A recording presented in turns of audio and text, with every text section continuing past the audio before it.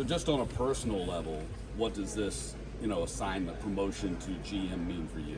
It means a lot. I started my journey 2 years ago as a basketball operations intern with Torrey Miller and Ty Conyers. Then I had an opportunity to come back as assistant GM with Daniel Starkman. I'm forever in debt to them. I lean on them every day for advice. They're very important for my growth. But no, it means a lot. It is very surreal. I was excited to get the opportunity for sure.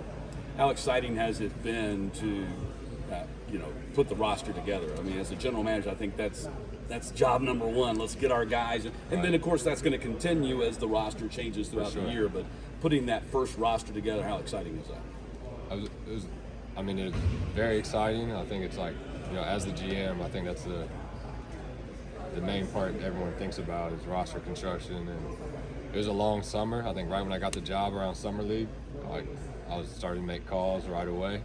Had some guys identified and just kind of had to work through it all summer. A lot of film, a lot of phone calls, a lot of intel, but it was a lot of fun. I enjoyed the process, enjoyed the challenge. Got 5 or 6 guys back, and got 3 two-ways. 2 of them are guys that are coming back, in Keaton and Seth. But how would you describe the roster you guys have put together? Very competitive. I think we have guys with a chip on their shoulder that are going to compete. I think we've kind of done a good job of building that culture the last couple of years. But that's one of my biggest things from the jump is toughness. Do they work? And I think we have a great group of high character guys as well. A lot of length, athleticism, size.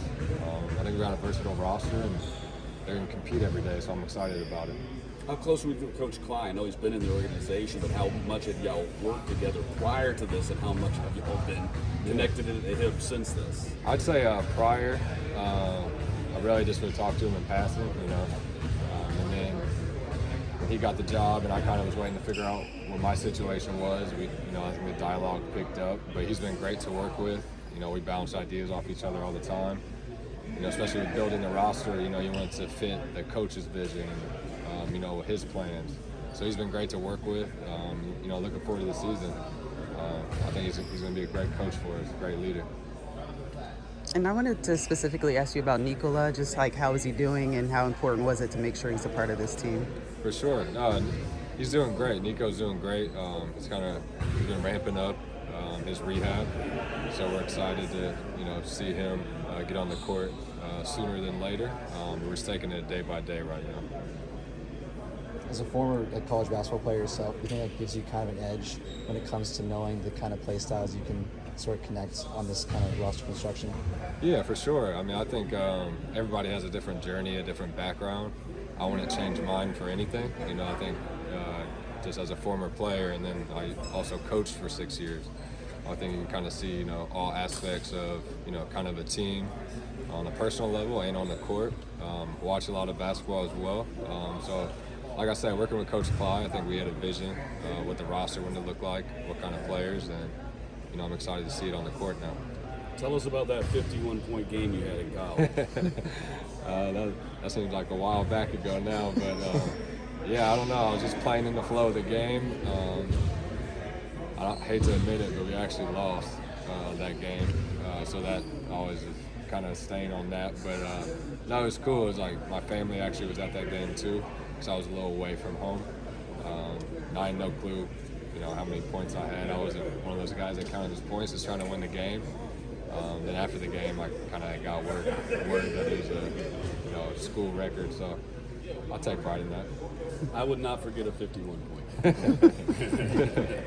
It'd be better if we would have won, but it is what it is. You didn't even have to share that No, I should have left that part out. How you define success? I think, first and foremost, the G League is about development of our players and our staff. It's impacting those fringe roster spots with the Hawks, carrying out the vision that Landry and Kyle and Ansi have.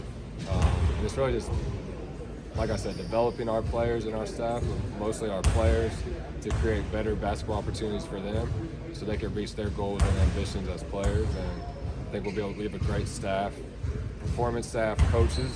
So that's the number one thing. And, G League is about development, but we want to win. So it's like we're not going to take that for granted either. Like, we want to win and we want to play at a high level and compete every day.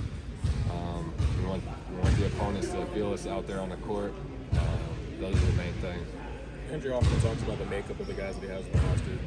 You mentioned trying to have that vision come down to y'all as well. What are some of the guys that you're looking for? And is that kind of how it carried out with the draft as well? Yes, I'd say we acquired the late draft pick to add to the competitors at camp with somebody local that we thought highly of in Terrell. But just as a roster, we wanted the size, athleticism, versatile players, as you see with the Hawks play with every night. Guys that can play multiple positions, guys that play the right way. We want everybody on the court to be able to. They should handle it, pass it, just because the way we want to play, we share the ball. Connectivity is big, and we want to play fast. And I think we have, a lot of high-level athletes and shooting to go with it. So excited to see it. You mentioned Terrell, obviously a star over there at Kennesaw State. What did you kind of see when you were looking at it? First things first was the person. High-level person, high-character guy, hard worker. Like you said, he was a star at Kennesaw. So those are the main things first, and then what he can do on the court. He's quick, he competes on both ends, and that's the way we like to. That's the type of players we like to have in our organization. What was working with Daniel like last season? It was amazing. Like I said, I learned so much from him. Just like I said with Tori and Ty as well, Daniel on that list. Someone I feel like they're probably like, man, he's calling me again. So I still lean on them every day. They give me great advice. But no, he taught me a lot. We were just working hand in hand with them. It was a lot of fun. Like when you got that promotion, I was super happy for him. But I was like, dang, I kind of wanted to run it back, do it again. But no, but it's for a good reason. And then obviously, I got this role, which I was very grateful for. But no, he taught me a lot. He's been in the league, working in the front office. So he pushed me, helped me develop, I think, at a high rate, and he made me better every day. What's the most exciting thing for you going into this season, and what's maybe, if anything, that keeps you up at night as you prepare for this season, first-time GM? Man, I think everything keeps me up at night at this point. Lay down in your head, kind of thinking about the team. There's a lot to think about. The most exciting part, I think, is just all the work in the off-season that we put in. It's like getting back from summer league is when I got the job, and then I kind of had to hit the ground running, and just building the roster, going through those up and down, losing guys, a lot of trades, and hitting those targets of the players that you want. The most exciting part to me is now seeing them compete on the floor. I think that's, and this kind of job, I think that's the best. That's the best part. Like, you're literally at the game, like, man, this is my job. It's like very surreal. But just seeing the group of guys we got and watching them compete is what I'm most excited for. When Coach was out here a minute ago, he mentioned, trying to keep continuity between here and with the Atlanta Hawks. Absolutely. You don't have a Trey, so like a big part of playing with the Hawks is playing off a Trey and his unique skill set. Is there anything special you can do to get players ready to play with someone like him? I think the biggest thing is getting guys to buy into their roles here. Because it's like guys that, get that bump up to the NBA or anything like that, like, everyone has a role. So, and we've seen in College Park with former guys that get call-ups or, with the Hawks or with other teams, they played their role at a high level. And they competed at a high level, and you got to defend. So those are the main things that it's kind of like non-negotiable for us is high level, like playing the right way, moving the ball. You have to be a cutter, like you said, to play with Trey. Shooting's obviously always important, but the defensive end will be huge for those guys and just playing in your role at a high level.